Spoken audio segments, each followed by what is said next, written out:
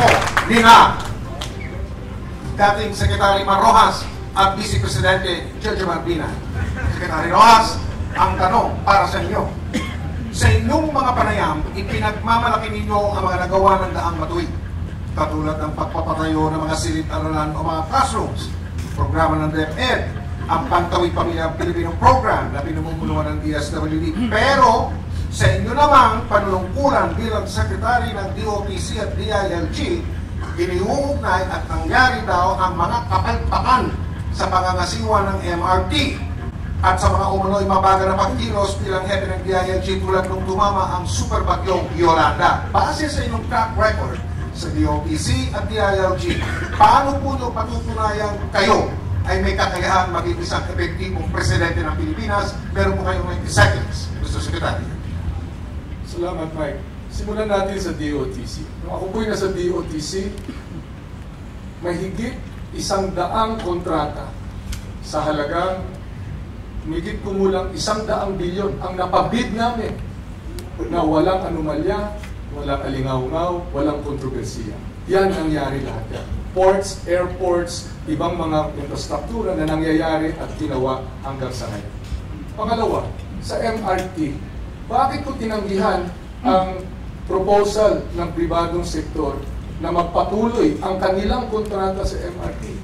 Dahil gusto nilang pahabain ito ng 15 dagdag na taon itong maanumalyang kontrata na ngayon ay ngayon ang sanhi ng problema natin. Plus, dadagdagan pa nila yung singil sa ating mga pasahero. Kaya tinanggihan ko yan. Diyan nagsimula yung ating paghahanap ng makabagong paraan para magkaroon tayo ng mga tren.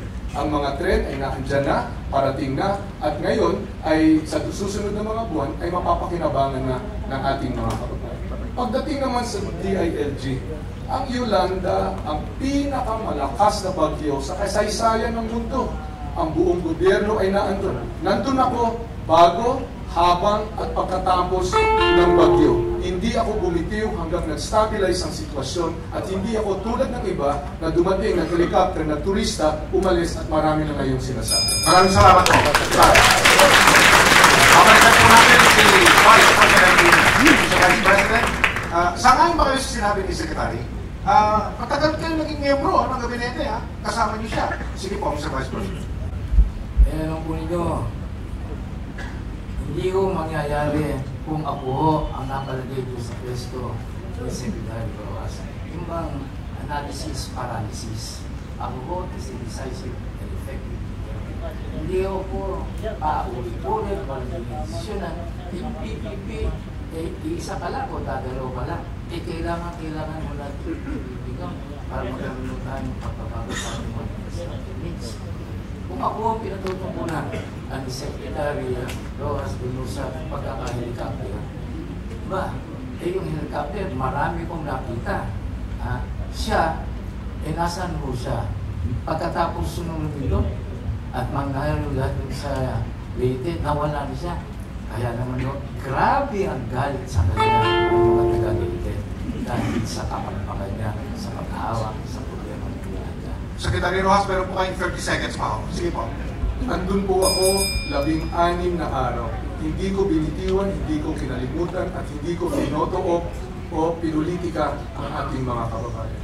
Nandun ako simula bago pa dumating ang Yolanda at ginawa ko ang lahat. At titingnan kita, Mike, at kahit sino sa ating bansa, mata sa mata, at sabihin, lahat ng maaaring ipagawa sa kapanahunan nito ay nagawa. Maraming salamat po, Mr. Secretary.